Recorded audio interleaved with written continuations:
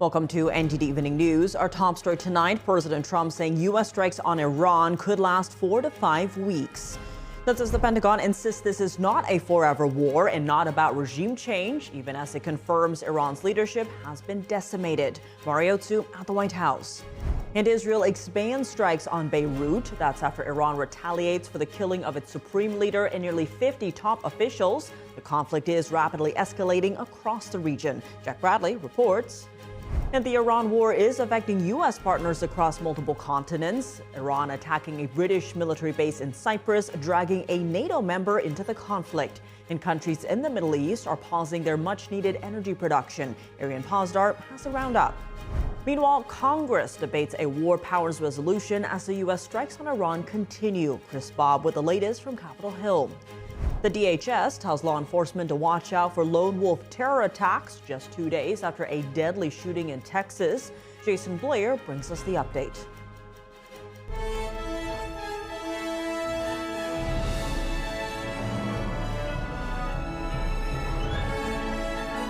This is NTD Evening News, live from our global headquarters in New York City. Here's Tiffany Meyer.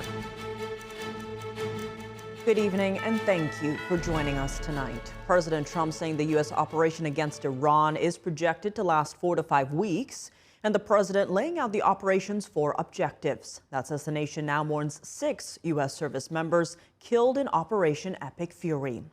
We now go live to NTD's Washington correspondent Mario Tzu at the North Lawn of the White House. Mari, good evening.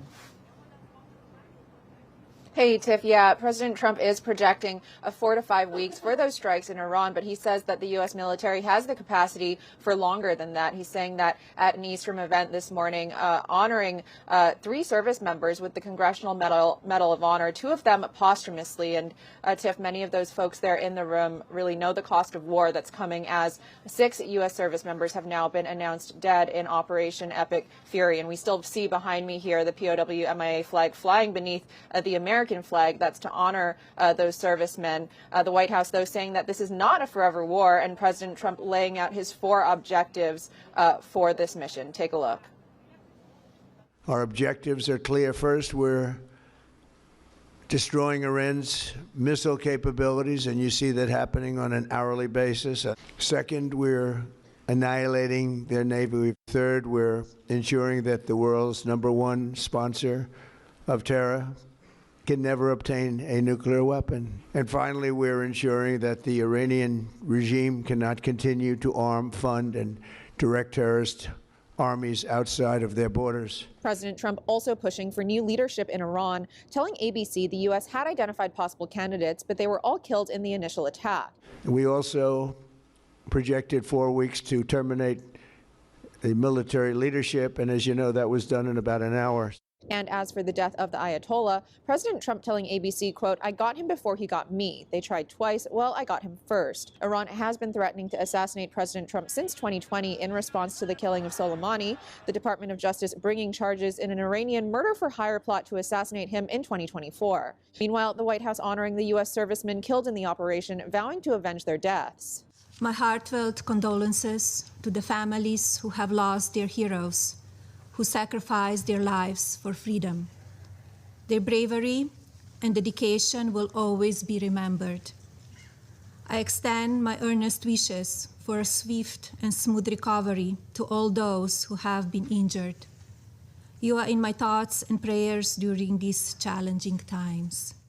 Today, we grieve for the 4 heroic American service members who have been killed in action and send our love and support to their families. In their memory, we continue this mission with ferocious, unyielding resolve to crush the threat this terrorist regime poses to the American people. May we prosecute the remainder of this operation in a manner that honors them. No apologies, no hesitation, epic fury for them and the thousands of Americans before them taken too soon by Iranian radicals. The administration also pushing back against the narrative that this is a forever war. That comes as some lawmakers prepare to force a vote on a war powers resolution this week aimed at limiting U.S. military action in Iran. President Trump has also been clear about your fate in either direction. To the media outlets and political left screaming endless wars, stop. This is not Iraq. This is not endless. I was there for both. Our generation knows better, and so does this president. He called the last 20 years of nation-building wars dumb, and he's right. This is the opposite. This operation is a clear, devastating, decisive mission. Destroy the missile threat, destroy the Navy, no nukes. Bolstering its case, the White House releasing a partial record of what it calls Iran's decades-long campaign against Americans, from the 1979 hostage crisis in Tehran to the 1983 Marine barracks bombing in Beirut. The list also cites the 1996 Khobar Towers attack, hundreds of U.S. troop deaths in Iraq linked to Iran-backed militias, and more recent rocket and drone strikes on U.S. forces in the region.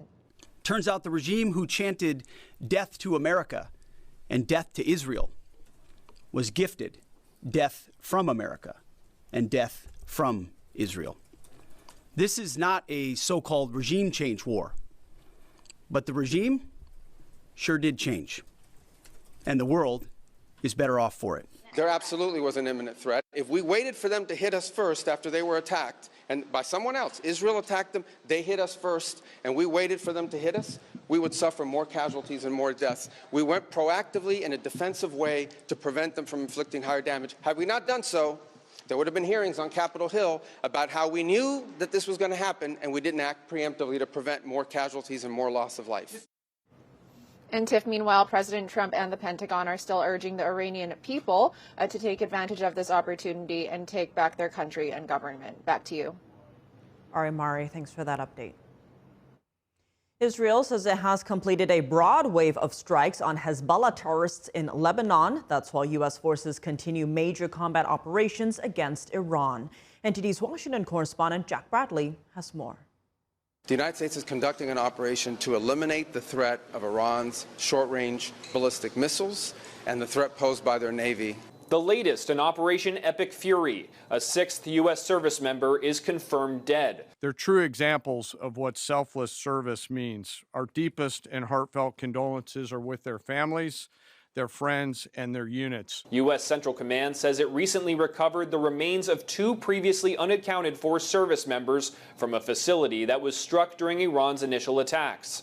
That said, major combat operations continue, with the U.S. hitting over 1,200 targets inside Iran, command and control centers, air defense systems, and Navy ships. Pentagon officials said that Iran had 11 ships in the Gulf just 2 days ago. Now they have 0. It's part of hundreds of missions they've already been launching under Operation Epic Fury. But a friendly fire incident on Sunday night, 3 American F-15 fighter jets were mistakenly shot down by Kuwaiti air defense systems during active combat. All 6 crew members ejected safely. U.S. officials also caution that major combat operations are ongoing and more casualties are possible. This is not a single overnight operation. We expect to take additional losses. And for anyone helping Iran, to those who would test our resolve or threaten the United States, our allies, or our interests, understand clearly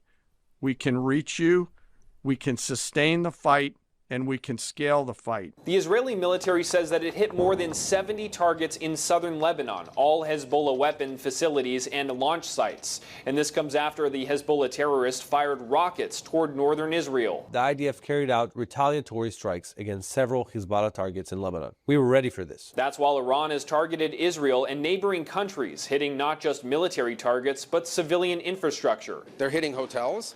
They're hitting embassies, they're hitting airports, they're hitting oil infrastructure. The tyrants of Tehran target civilians.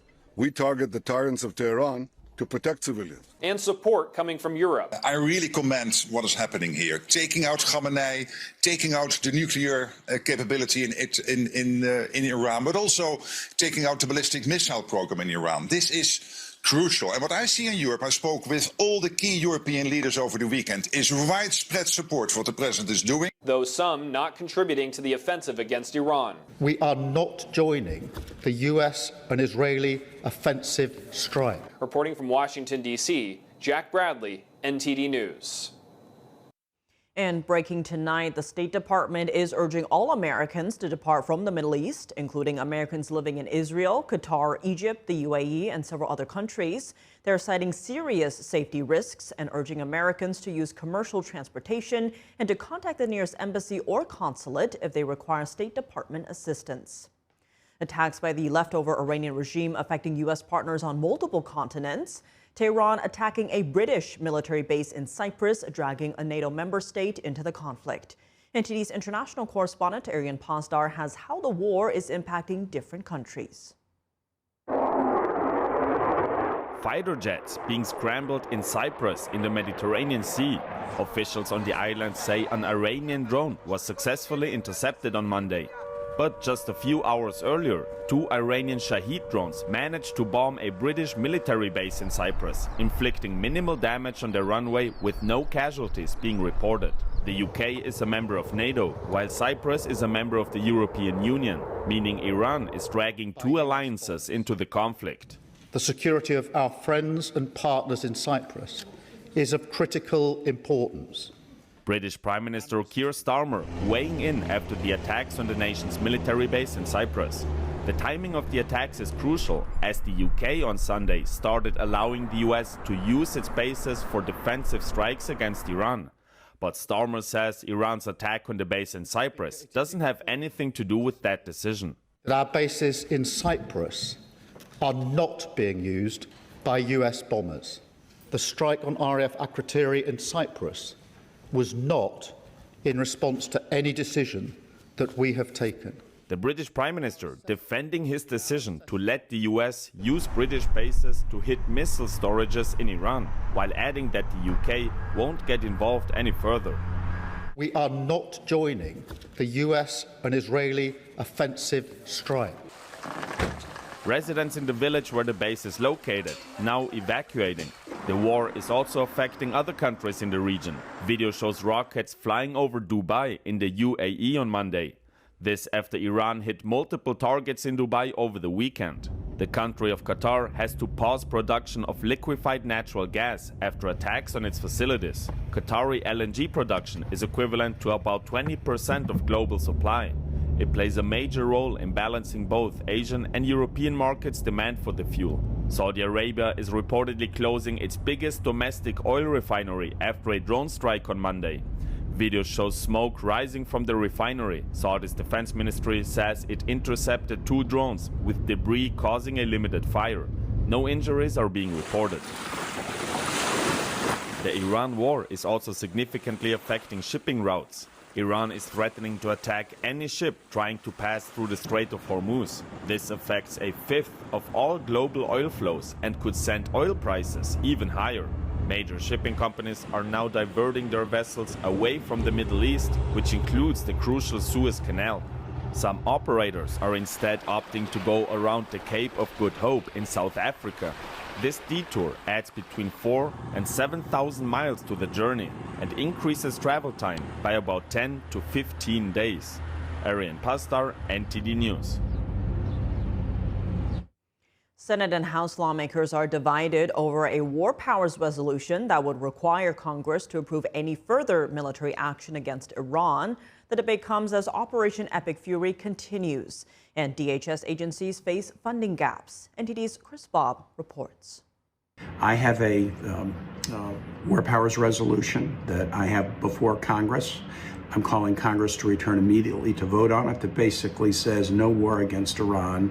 No war against Iran unless Congress votes to approve it. The Senate is set to debate a war powers resolution led by Senator Tim Kaine, which would require their authorization for further hostilities against Iran as Operation Epic Fury continues. House Speaker Mike Johnson weighing in on Monday, saying he'll be able to defeat a war powers resolution, calling it, quote, a dangerous gambit. Can you imagine in the middle of this, Congress, ordering, instructing the commander-in-chief to pull out forces and not complete the mission. I'm the head officer of the legislative branch of the United States government, and we are completely involved and informed of what's going on. That's what's required under the law.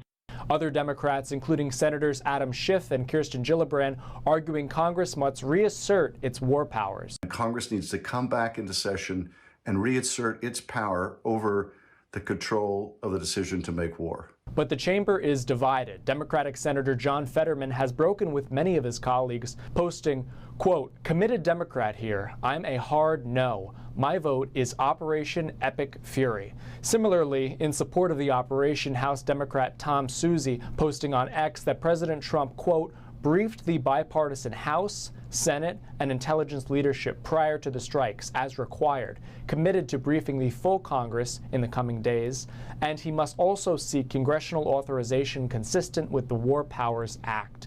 Suozzi emphasizing his support for the mission, saying, quote, "Iran can never be allowed to obtain nuclear capabilities."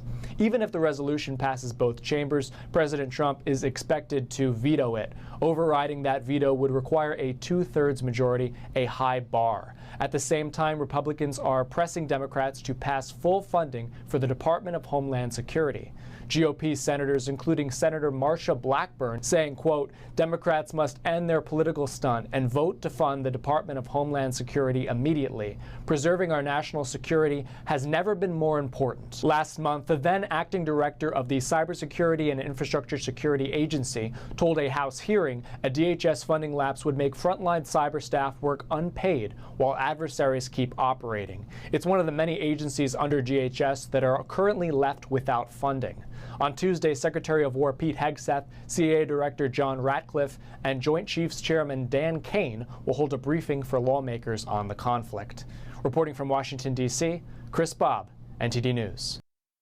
Coming up, a federal appeals court today has rejected President Trump's request to delay the question of refunds in the Tariff case after the Supreme Court ruled against Trump's use of an emergency powers law. Meanwhile, over 100 small businesses have filed lawsuits asking for refunds. Arlene Richards with the details.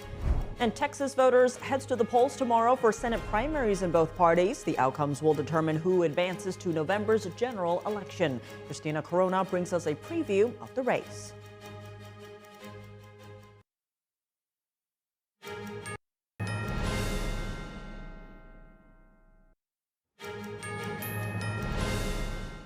Welcome back. I'm Tiffany Meyer. Keep an eye out for lone wolf terror attacks. This is what the Department of Homeland Security warns law enforcement. This is following a deadly shooting in Austin, Texas that left 2 dead. The shooting is being investigated as possibly being terror motivated. NTD correspondent Jason Blair reports. A Department of Homeland Security memo tells law enforcement to watch out for lone wolf terrorist attacks. After the president announced the attack on Iran on Saturday, Homeland Security Secretary Kristi Noem said that her department is closely monitoring any potential threats to the homeland. Later that night, 2 people were killed and 14 injured after a gunman opened fire at a bar in Austin, Texas. The FBI Terrorism Task Force is investigating the incident. However, the motivation for the shooting has not been confirmed yet. The Austin Police Department gave an update on Monday and said more information is expected to be released later this week. This is a complicated and large crime scene. Our priority is finding answers and the motives behind this crime. New images show that the shooter's undershirt had an Iranian regime flag on it. Texas Senator Ted Cruz told Fox that on the surface so far, the Austin shooting appears to be a terror-motivated attack. This is an individual, an immigrant who came from Senegal. He was there, as you noted, wearing a sweater that said property of Allah. He was wearing a shirt with an Iranian flag on it. There was a Koran in the car. On Monday morning, the Secretary of War, Pete Hegseth, said the military is on high alert to possible sleeper cell attacks. This is a former regime, that seeks to export that ideology and try to sow terror.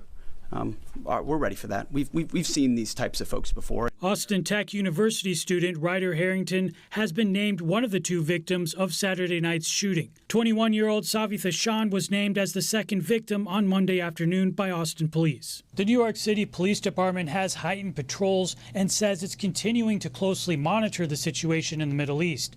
NYPD says following the mass shooting in Austin, Texas, and as Jewish communities celebrate Purim, we will maintain enhanced high-visibility patrols to sensitive locations citywide. This is due to the heightened threat environment and out of an abundance of caution.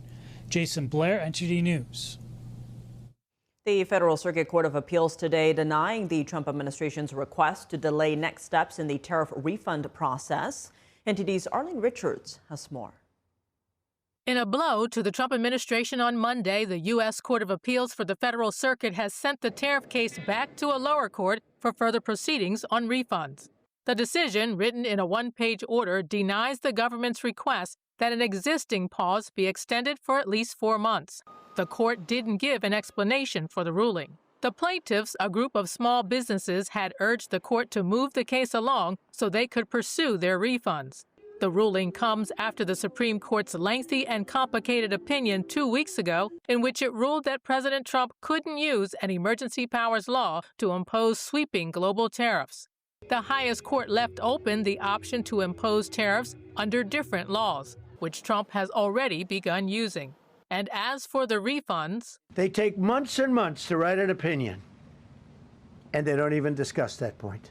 Trump questioned what the government should do with the billions of dollars collected and suggested that the Supreme Court should have decided whether or not refunds had to be made.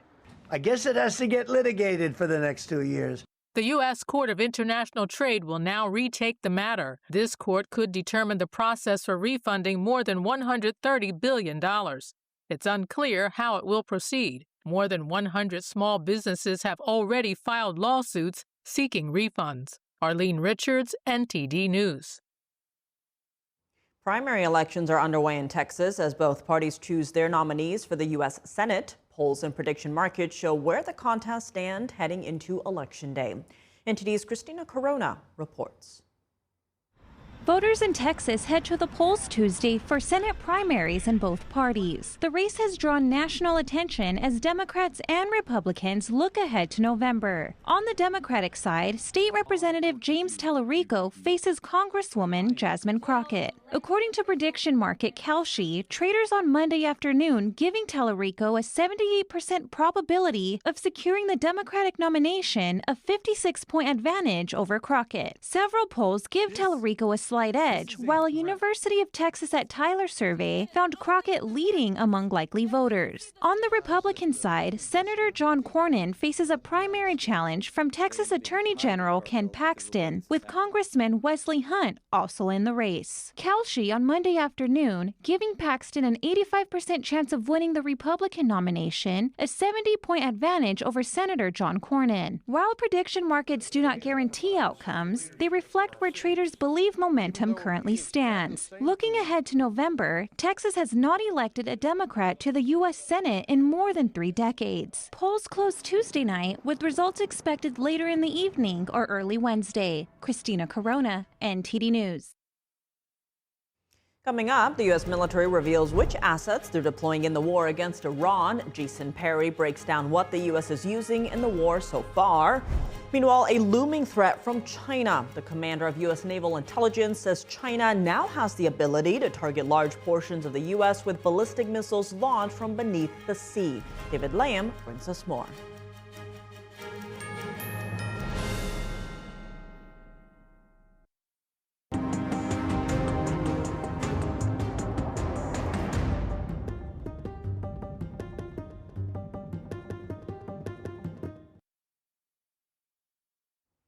Welcome back. I'm Tiffany Meyer. What kind of military equipment has the U.S. brought to the battlefield against Iran? The United States Central Command says they're deploying drones, nuclear-powered aircraft carriers, and much more. NTD's Jason Perry breaks down some of the U.S. military's assets being used in the war against Iran. The United States military has brought out some of its best assets in its war against Iran. Shortly before the war started, President Trump ordered multiple aircraft carrier strike groups to the Middle East, including the USS General R. Ford, a nuclear-powered carrier that only needs to refuel once about every 25 years. And while it may not look like many sailors are on the ship, over 4,000 personnel are on board, and it has been out at sea since June 2025.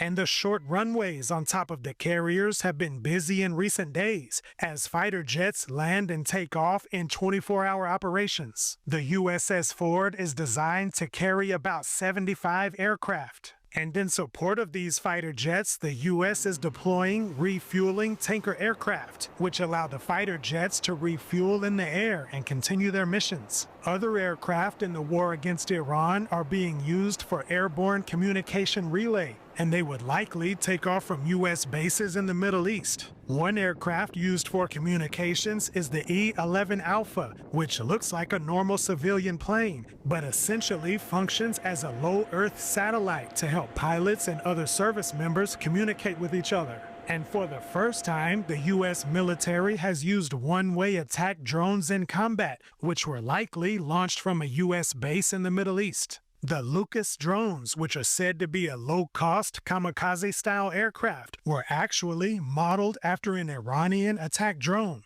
The U.S. is also using other drones in the war against Iran, including the MQ-9 Reaper, which is larger than the Lucas drone and serves a different purpose. It's designed to stay in the air for extended periods of time to conduct surveillance and is also capable of launching precision strikes. And on the other hand, the U.S. has deployed counter-drone defensive systems. And continuing on the defensive side, the U.S. is using a multi-layered missile defense system, including the Patriot, which is used to intercept missiles, drones, and other aircraft. The United States Central Command says there are other special capabilities being used in the war against Iran, but they're not able to make public.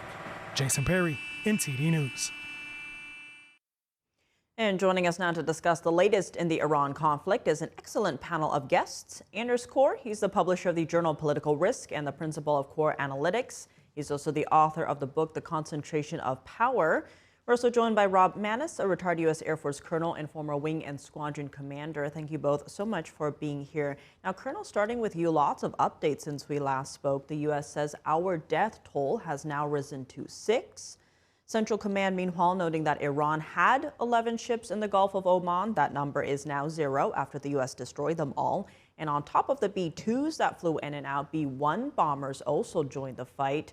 Now, we've heard the objectives from the president today. Where are we right now in terms of that, and how rare is it for B-1s to be deployed? Well, these are all indicators of how well the operations are going right now. Look, the Iranian minister was forced yesterday to say that his forces are not in contact with command, and they're firing weapons at the Gulf Arab states on their own orders. So that's kind of a last stand, standing order type situation. And now we see that the United States has risked B-1 bombers to go deep into enemy territory and strike high-value targets.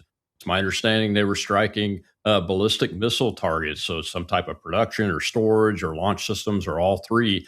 And that tells you that the integrated air defense system has been destroyed to the effect that we're willing to risk a very, very limited number of bombers that we have that are not stealth bombers all the way into that deep territory to hit those high value targets, which means that those targets would be very, very strongly protected if they still had a working integrated air defense system. So I think this is very good news. The fact that CENTCOM has announced that all of the Iranian Navy's ships in the Gulf of Oman are no longer in existence and are at the bottom. They also announced that only one aircraft carrier has been attacked, and that was the drone aircraft carrier belonging to the Iranian Navy at the beginning of operations to put down the rumor and the lies coming out of Iran that I think the Abraham Lincoln was attacked, which it was not. And Anders, 11 countries are now involved. There's a lot of focus on the Strait of Hormuz with reported disruptions in terms of tanker traffic. What are the ripple effects of this, especially on oil heading to China? The concern is, of course, that oil prices are going to go up. Gas prices are going up. There's a lot of volatility in the oil and gas markets right now. But I mean, bigger picture, this is a big blow to China because Iran is one of the biggest suppliers of oil, along with Russia, to China. So they're going to be scrambling for oil and gas resources in the near future. Definitely a lot to watch for there. Colonel, though, as in terms of the objectives here, I want to play a clip actually from Secretary of State Marco Rubio earlier today. Let's listen to that now. Number one is our mission and our focus is the destruction of their ballistic missile capabilities and their ability to manufacture them, as well as the threat posed by their Navy to global shipping. That's our objective. That said, we would not mind, we would not be heartbroken, and we hope that the Iranian people can overthrow this government and establish a new future for that country. We would love for that to be possible. But the objective of this mission is the destruction of their ballistic missile capabilities and of their naval capabilities. And Colonel, your thoughts on what happens next and how likely are we to see the Iranian people overthrow their government? Well, I'm glad that Secretary Rubio precisely stated those objectives because, you know, Iran's mullah-driven government has been at war with America and with all of its neighbors, really, since 1979, so over 47 years now. And now we have a president and a team around him that's capable and has the courage to do what's right, and that's end this once and for all. The ballistic missile capability is their weapon of choice to harass their neighbors, to kill innocents, and they routinely target civilian population centers in order to make as big of a splash as possible by killing innocent civilians. So this is a good move. The shipping issue is very, very important. The oil to China has already been mentioned, but one of the biggest stories that's not being covered is that Lloyd's of London and the other insurers are now refusing to insure the merchant vessels going through the Straits of Hormuz, which wasn't even done in the Black Sea because of the Russia and Ukraine situation there. So something is going on with that. That is a major story, and it's also a major situation that needs to be corrected right away. I don't know if it's because of the weak intelligence that the UK gets because they've destroyed the relationship with the United States, so they can't pass good information to Lloyd's of London. But we have to rectify that situation because all the fuel, all the weapons, all of that type of material and resources goes primarily through sea-based shipping, and it's got to be fixed. And Anders, your thoughts on that, and also what could a transition look like inside Iran? I think that about 80% of Iranians would like to see regime change in Iran. It's the one thing that I think could really create a durable peace in the Middle East. Iran is the major promoter of terrorism through its proxies, Hamas, Houthis, and Hezbollah throughout the Middle East. They're the one that keep threatening Saudi Arabia, our other Arab allies in the Middle East. So if we can get regime change, and I know that's not the primary objective, but I think it's certainly one of the objectives, one of the side objectives of the administration, is to get a friendly government in Iran towards the U.S. and towards Israel. That would go a huge way towards moderating and mitigating the risk, not only in the Middle East, but with Russia and China, because Iran is so connected to those two countries. And Colonel, the president today laying out the timeline. Here's actually a brief clip of that. We're already substantially ahead of our time projections, but whatever the time is, it's okay. Whatever it takes, we will always, and we have right from the beginning, we projected 4 to 5 weeks. But we have capability to go far longer than that. We'll do it. And Colonel, what do you make of this timeline? How achievable is this within 4 to 5 weeks? 30 to 45 days is the time frame that it's needed to strike all these targets. There's approximately 20,000 known targets, and you have to allow for targets that what we call pop-up targets that we discover along the way. So a 4-week timeline is extendable out to 5 weeks to 6 weeks is very doable. The big question that I have, and a lot of folks that have been in the American Armed Forces before and have not been in the government recently, is that have we built up our inventory of weapons and airframe capabilities so that we can continue this level of operations well into that 6, 7, 8 week period if necessary, because as a lot of people understand, our manufacturing capability is not what it once was, but we have been ratcheting that up with more funding in the National Defense Authorization that was passed under this administration in order to improve and increase our production of these valuable weapons. And that'll be the limitation if there is one, but we don't see any indication of that yet. And Anders, how successful do you think the president has been in communicating the reason for this operation to the American people? I think the Trump administration has been crystal clear about the goals of the operation being to get rid of the ballistic missiles. I mean, we got rid of the nuclear weapons and their nuclear weapons program. They didn't have them, I guess, yet. But now we're on to the ballistic missiles. So we're taking it one step at a time, and I think that's the right thing to do. I do hope, of course, that we do see regime change, because the concern is that if you don't get regime change, then you're going to have the IRGC, which is the military, the elite military there, could potentially attempt to rearm, and then we're in a position of having to knock them all down again. And then you're looking at, is the cost of us knocking them down more than the cost that they take to rearm? Because a lot of their drones are very cheap. Their ballistic missiles are cheap. Our stuff is it's a lot better, but it's very expensive. So the question is, in a long run war like that, can we afford to keep knocking them down? So to avoid that situation, you ideally get to a position of regime change where you make Iran into a friend rather than an enemy. On that note, Colonel, can the U.S. achieve its objectives without boots on the ground?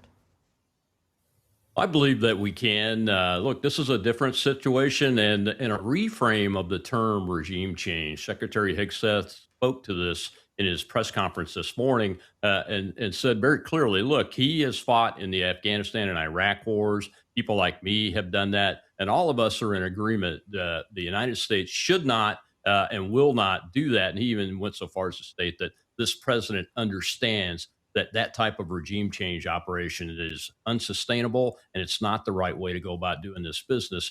So this model is going to be to continue to systematically dismantle their ballistic missile systems, systematically keep their command and control system broken, keep their integrated air defense system broken so that we can range the battlefield at will 24/7. And what else are we doing? We're going after the Iranian Republican Guard Corps and the Quds Force, those are the forces that maintain power and to keep the civilian population suppressed. And in the meantime, there are resistance organizations on the ground inside Iran. I'm sure that we have some sort of human intelligence capabilities still inside, or we wouldn't have such good targeting. And we're going to make use of those forces as much as possible so that we can help the Iranian people rise up. But I don't see an invasion either being planned or the forces in place to do that. And it would be the wrong way to go. I don't think it's sustainable, or the ability to achieve an occupation force that size as in this short period of time is not doable. And Andrew, zooming out a bit here, Iran and Venezuela have long established ties with communist China, supplying lots of sanctioned oil. What message is this Iran operation on top of the recent Venezuela operation sending to China? Well, it's sending a huge message to China that its small-time allies, whether it's Venezuela, Cuba, North Korea, Iran, are not really very stable. They can be taken out. And I think what you're seeing is with Venezuela and Iran is that there's kind of a new model of regime change where you knock out the leader or you capture the leader and take him back for prosecution in the United States.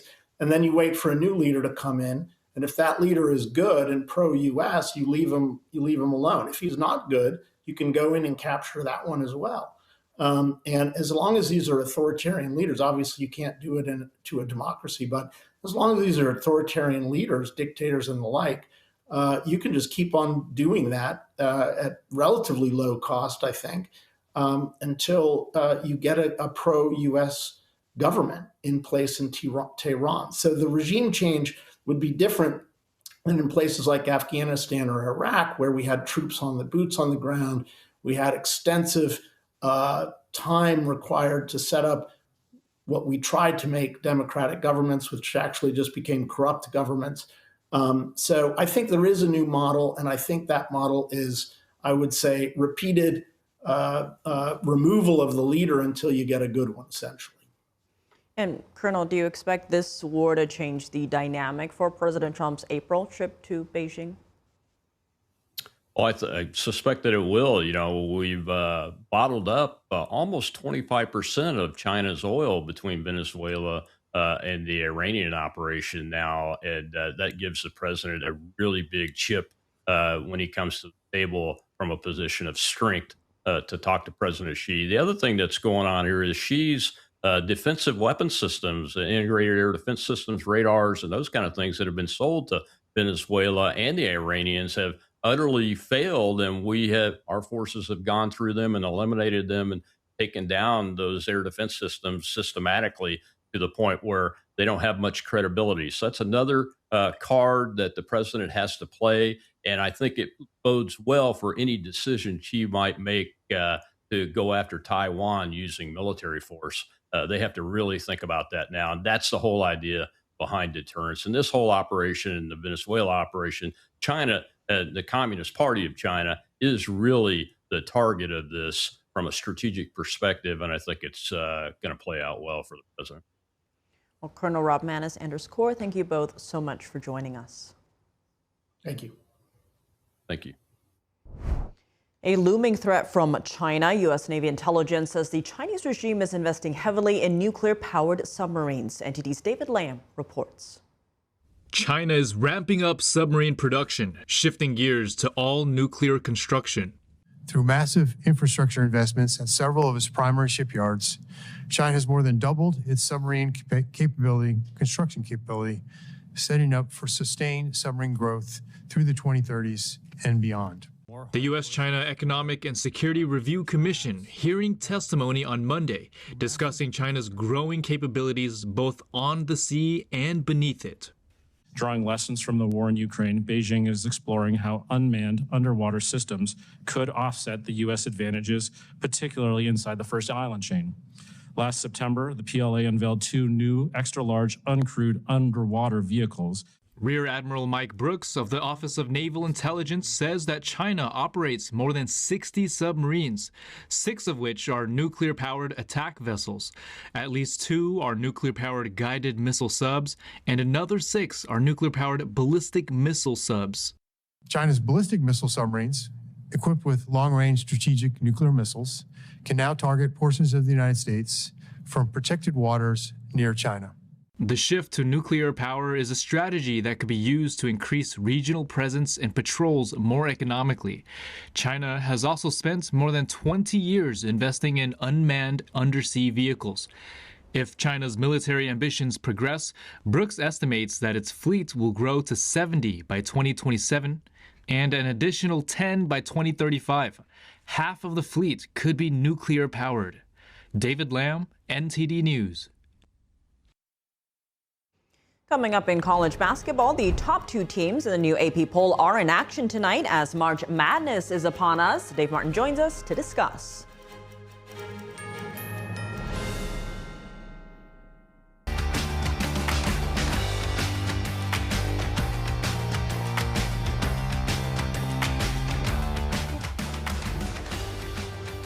And now for your sports news, we're joined by NTD's Dave Martin. Dave, we've got some college football, college basketball news, but let's start in the NBA as ESPN is reporting that the Milwaukee Bucks will get their former MVP back tonight.